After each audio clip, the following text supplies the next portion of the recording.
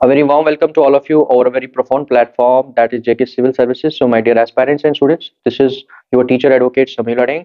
आज हम आपके लिए डाउट सेशन का जो हमारा वीडियो है एज यूजुअल हमने लाया हुआ है। तो ये है हमारा यूनिट सेकंड का सेकंड टॉपिक है जेंडर लॉ और ह्यूमन राइट्स के ऊपर। तो उससे रिलेटेड जो भी डाउट क्वारीज है वो मैंने ली हुई है उनके ऊपर थोड़ी सी बात करूंगा। और दूसरा जो है अगर कुछ टॉपिक्स मुझे लगे हैं, एक दो टॉपिक्स वो ज्यादा नहीं, वो थोड़ी कंसेप्ट्स है, वो आपको मैंने लास्ट में बताने हैं कि उनको भी थोड़ा सा आप ना गो थ्रू कर लीजिएगा ताकि आपके एग्जाम के लिए भी बहुत इंपॉर्टेंट है।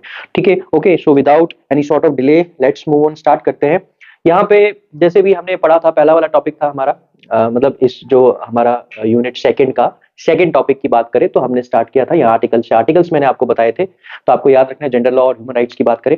उसके बाद फिर हम नीचे आते हैं, फिर आर्टिकल्स मैंने इसमें बताए थे आपको ध्यान में रखने। मैंने आप आर्टिकल्स आपको बताए थे कि आपका फंडामेंटल राइट है, फंडामेंटल राइट के directive principle of state policy वाला आपका आ गया। ठीक है, उसको भी ध्यान में रखना है, पूछ सकते हैं आपको। और इससे रिलेटेड मैंने ये भी चीज बताई थी आर्टिकल से रिलेटेड, आर्टिकल्स में आपको निकालने हैं प्रोविजंस, बस और कुछ नहीं, जो फीमेल्स को फोकस करते हैं, जेंडर लॉ को फोकस करते हैं, जेंडर इक्वालिटी को फोकस करते हैं। फिर मैंने पढ़ाया था आपको लेजिस्लेशन में मैंने आपको यहाँ पे स्कीम्स पे ज्यादा नहीं जाना है आपने। ठीक है, आपको सिर्फ मैंने इसमें एक बहुत इंपॉर्टेंट स्कीम बताई थी कि इसमें प्रोविजन आ सकता है, क्योंकि बहुत सारे बच्चों को ये लगता है कि इसमें तो ये नरेगा वाला स्कीम है, इसमें तो फीमेल का कोई रोल ही नहीं है, तो इसमें ये प्रोविजन मैंने निकाल के बताया था। उसके बाद नेक्स्ट पे हम आते हैं यहाँ पे।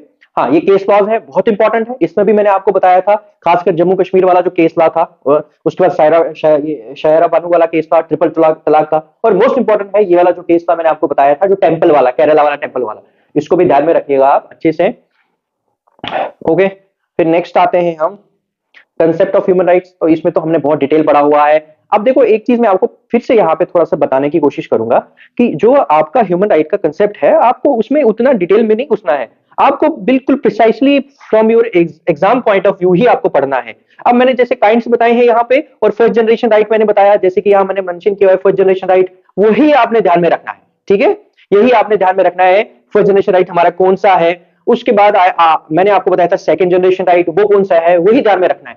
क्यों? क्योंकि आप जब इनके डिटेल में जाएंगे, जैसे राइट टू फूड है, राइट टू, या आपका आ गया इकोनॉमिक और सोशल और कल्चरल राइट है, इसमें जब डिटेल में जाएंगे फिर तो बहुत आता है इसमें, उसमें थियरीज आती है, अलग अलग पॉलिटिकल जो है, हम पॉलिटिकल साइंस की बात करें उसके हिसाब से देखें, फिर वो एक कहीं और चला जाता है वो टॉपिक, तो वहां हमने पढ़ना नहीं है। तो इसलिए बहुत सारे बच्चों को ये लग रहा होगा कि सर हमने तो वो भी पढ़ना है। नहीं, आपको वो नहीं पढ़ना है, आपको वही पढ़ना है जो मैंने आपको पढ़ाया हुआ है, बस इसी के ऊपर ज्यादा से ज्यादा आपको ध्यान देना है। थोड़ा कोशिश कीजिएगा डायनेमिक क्वेश्चन को ज्यादा ध्यान दे, क्योंकि रिसेंटली अगर कोई इसमें कोई हुआ कोई एक्टिविटी, जैसे ये आ गया बिल्कुल universal declaration of human rights, ये बहुत ही तो सबसे ज्यादा इंपॉर्टेंट है। ठीक है, तो ये तो मैंने आपको पहले बताया था कि इंटरनेशनल बिल ऑफ राइट्स क्या कंसिस्ट करता है। तो मैंने कहा था पहले ड्राफ्ट बना, ड्राफ्ट के बाद मैंने बताया कि वही ड्राफ्ट जो है वो क्या कहलाता है, international bill of human rights. फिर इसकी ये पूरी शक्ल है ये, तो इसमें 6 आते हैं, तो वो भी बताया था मैंने आपको। ठीक है, ओके। फिर नेक्स्ट आगे इसी तरह ये आपका आया ये काउंसिल है। तो काउंसिल ने किसको रिप्लेस किया था, ये मोस्ट इंपॉर्टेंट है, आ सकता है आपको, कमीशन ऑन ह्यूमन राइट्स, उसको रिप्लेस किया काउंसिल ने। ठीक है, तो उसमें किस बेस पे जो है मेंबरशिप जो है वो डिस्ट्रीब्यूशन होती है, याद रखना है आपने, वो वाला याद रखना है। उसके बाद ठीक है, बिल्कुल, हाँ ये पूछ सकते हैं आपको, ये वाला आ गया, जैसे 2005 में जो वर्ल्ड समिट कर रहे थे, फिर उसके बाद उन्होंने डिसाइड किया।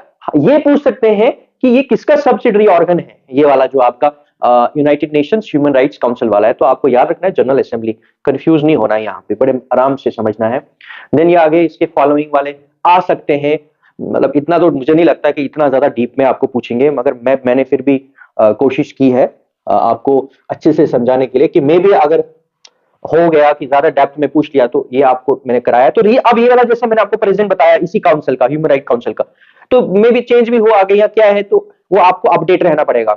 ठीक है, आपको वो अपडेट रहना पड़ेगा कि आपके एग्जाम जब होंगे तब तक क्या पता कोई ऐसा जो है सर्कमस्टांसेस क्रिएट हो जाए कि कोई नया कोई प्रेसिडेंट आता है, तो वो आपने ध्यान में रखने। तो रिसेंटली तो अभी यही चल रहा है। ठीक है, और इसमें याद रखना, इसमें ये भी इंपॉर्टेंट है, ये भी थोड़ा सा इंपॉर्टेंट है, ये वाला कमिश्नर फॉर ह्यूमन राइट्स के लिए, इसको भी ध्यान में रखिएगा, ये भी बहुत इंपॉर्टेंट है।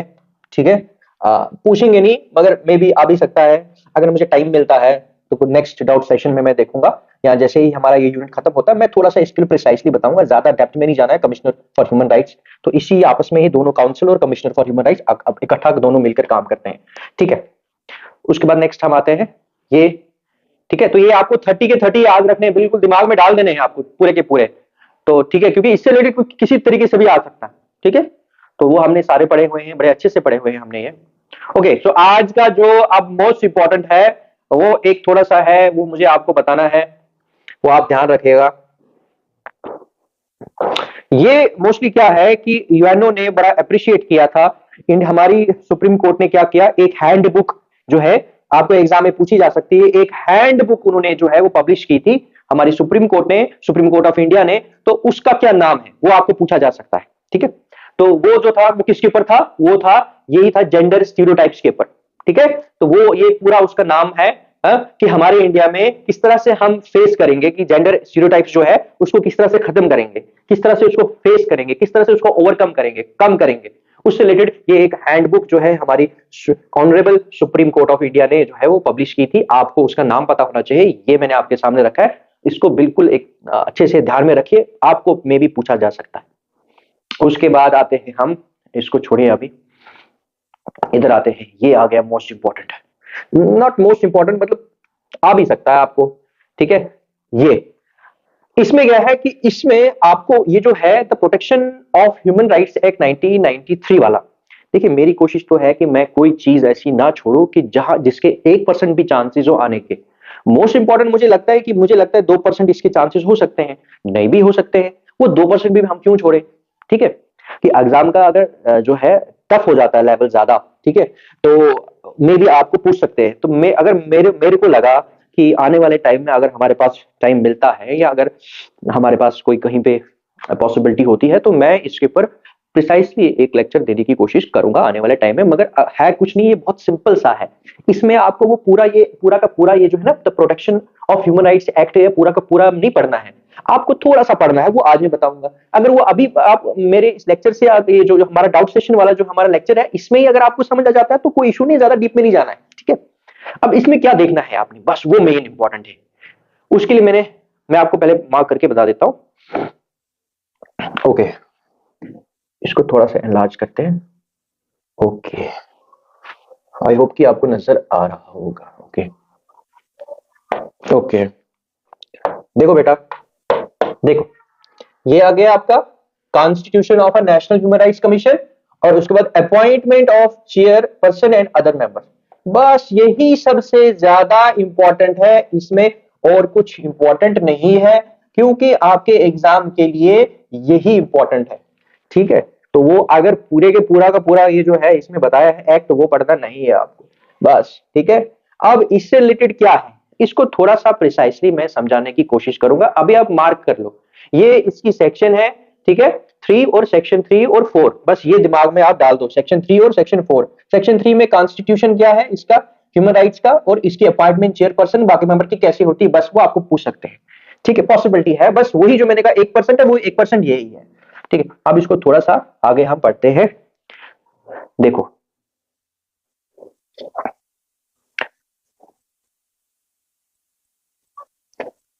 चेयरपर्सन, ओके, ये आ गया हमारा, ठीक है।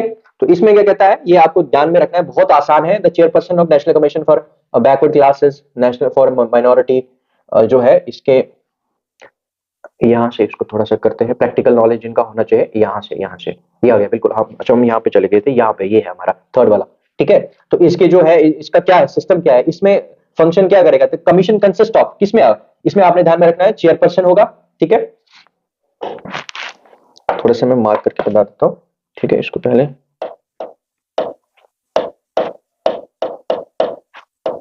ओके। देखो इसमें क्या है कि इसमें एक जो है ये ध्यान में रखना है, एक होगा जो है चीफ जस्टिस ऑफ इंडिया और अ जज of the supreme court who has been, ठीक है, हु हैज बीन मींस जो रहा होगा, ठीक है, करंटली वाला नहीं, जो अभी बैठा होगा करंटली नहीं वाला नहीं, हैज बीन जो रहा होगा। वन मेंबर हु इज, ठीक है, हु इज और हैज बीन जज ऑफ सुप्रीम कोर्ट, ठीक है, ये बहुत इंपॉर्टेंट है, ठीक है। एक्ट का जो डेयर एक्ट का होता है, लगे जो एक एक पॉइंट इंपॉर्टेंट था, इसी में वन मेंबर हु इज, ठीक है, और हैज बीन, यहां रहा होगा, जो है यहां रहा होगा, करंटली भी चलेगा इन दोनों में, ठीक है, इन दोनों में करंटली भी चलेगा, इसमें नहीं चलेगा। इसमें क्या लिखा है, क्योंकि इसमें हु इज नहीं लिखा है, इसमें लिखा है हु हैज बीन, जो रहा होगा। ठीक है, उसके बाद 3 रहेंगे, आउट ऑफ इट एटलीस्ट एक जो है वुमेन है, ये भी बहुत इंपॉर्टेंट है, देखो एक जो है फीमेल होनी चाहिए। ठीक है, तो सिंपल है, इसमें उतना नहीं, एक दो बार आप जो पढ़ लेंगे ना आपको बिल्कुल अच्छे से बैठ जाएगा, क्योंकि इसको रूट मेमोराइज करना है आपको एकदम। ठीक है, इसको रूट मेमोराइज करना है, इसमें कुछ समझने वाला नहीं, इसको रूट मेमोराइज करना है। ठीक है? उसके बाद जैसे हम नीचे आते हैं, ठीक है, तो उसके बाद यही आगे कहता है, इसको भी समझा देते थोड़ा सा।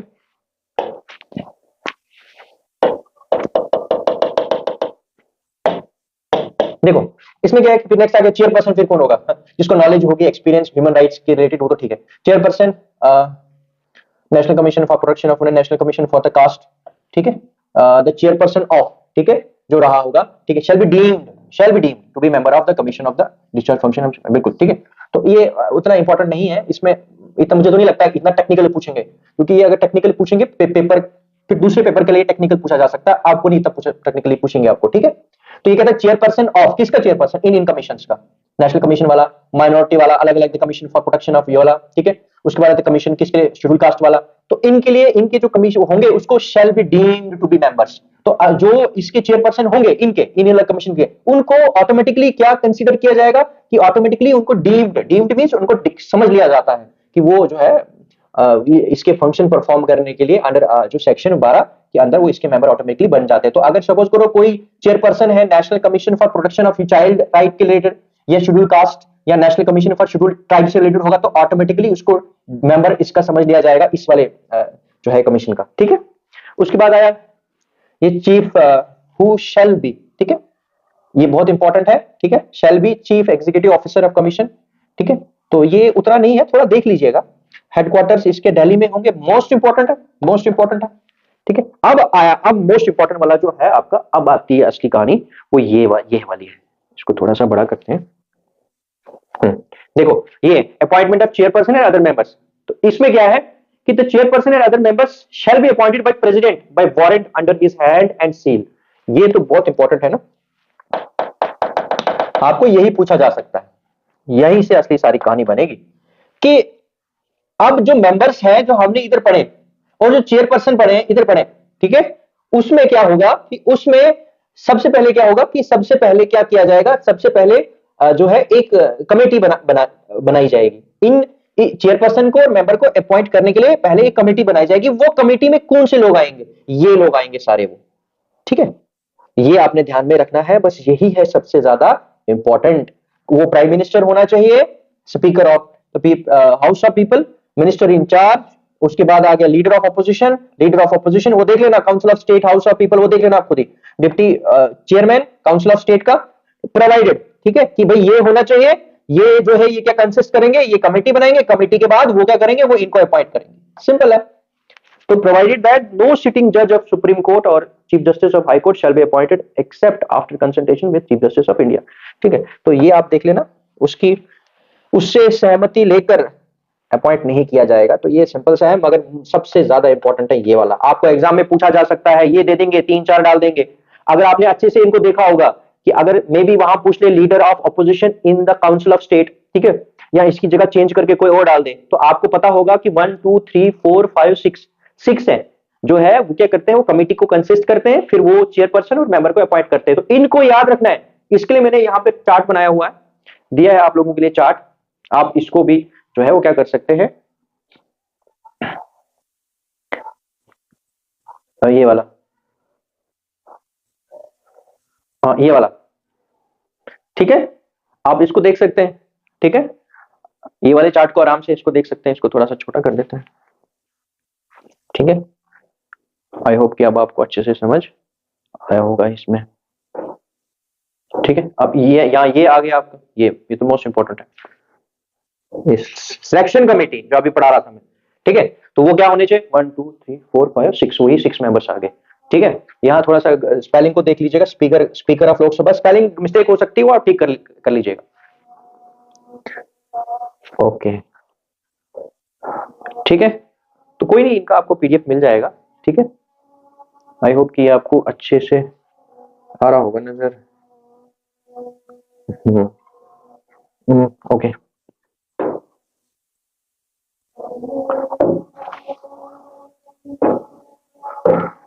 ठीक ठीक है, पीडीएफ में आपको क्लियर मिल जाएगा, आसान है। ये बस थोड़ा सा आपको समझाने के लिए था, जो उतना कुछ ज्यादा नहीं है।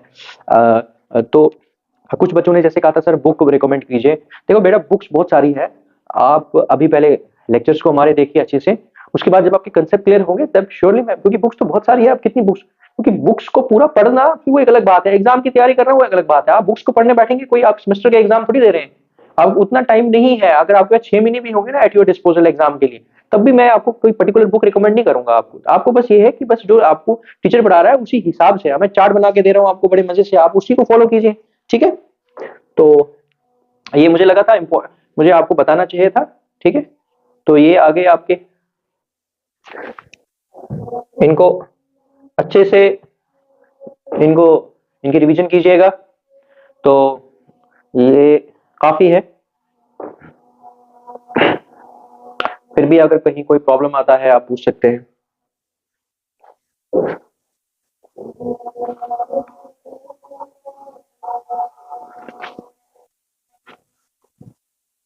हम्म,